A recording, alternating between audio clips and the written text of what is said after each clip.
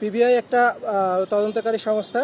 আমরা যে আমাদের যে শিডিউলভুক্ত যে মামলাগুলো আছে সেগুলো আমরা বিভিন্ন থানায় যখন রুজু হয় তখন আমরা সেগুলো লক্ষ্য রাখি এবং সেগুলোর একটা ছায়া তদন্ত করে থাকি। তো এক্ষেত্রে খিলক্ষেত থানায় একটা গত 21শে জুন তারিখে একটা মামলা হয়েছে, 19 নম্বর মামলা, সাইবার সুরক্ষা অধ্যাদেশের 22-2 ধারায়। তো আমরা এই মামলাটার যে ভিকটিম তাদের সঙ্গে কথা বলছি এবং এইটার ছায়া তদন্ত শুরু করি। আমাদের কিছু অগ্রগতি হলে এই মামলাটা আমরা গত 6 জুলাই আমরা অধিগ্রহণ করি, আমরা সউদ্যোগে অধিগ্রহণ করি। এরপরে আমরা অভিযান পরিচালনা করি এবং 24 তারিখ এবং 25 তারিখ অভিযান পরিচালনা করি এবং 3 জন আসামিকে আমরা গ্রেপ্তার করি। এই মামলায় দেখা যায় যে মামলার বাদী ফেসবুকে রহমত আলী কবিরাজ নামে একটি আইডির মাধ্যমে কথিত এক তান্ত্রিকের সঙ্গে পরিচিত হন। তার স্বামীর পরকীয়া দূর করার প্রলোভন দেখে ওই তান্ত্রিক প্রথমে হাদিয়া হিসাবে 1,500 টাকা গ্রহণ করেন এবং পরে জালালি কবুতর কেনার অজুহাতে আরও 3500 টাকা তিনি নেন, বিকাশের মাধ্যমে নেন।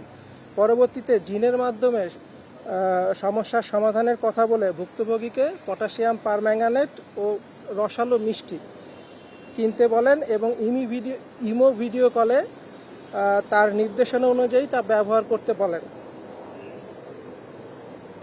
নির্দেশনা অনুসরণ করলে ভুক্তভোগী তার বাম হাতে পটাশিয়াম পারম্যাঙ্গানেট নেন এবং মিষ্টি ধরে রাখার ফলে তার হাতের তালুতে গুরুতর ক্ষত সৃষ্টি হয়।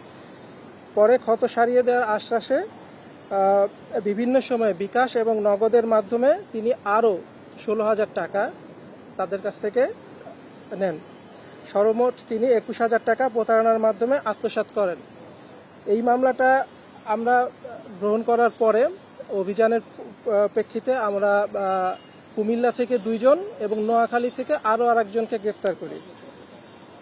কুমিল্লা থেকে আমরা গ্রেপ্তার করি ওয়াহিদ মিয়া ওরফে কুয়েত এবং তার সহযোগী মাহে আলমকে।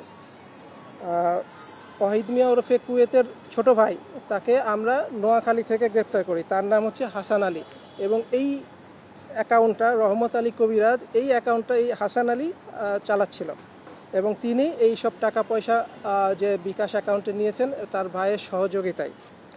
তাদেরকে আমরা গ্রেপ্তার করে গত 25 তারিখে আদালতে সোপর্দ করি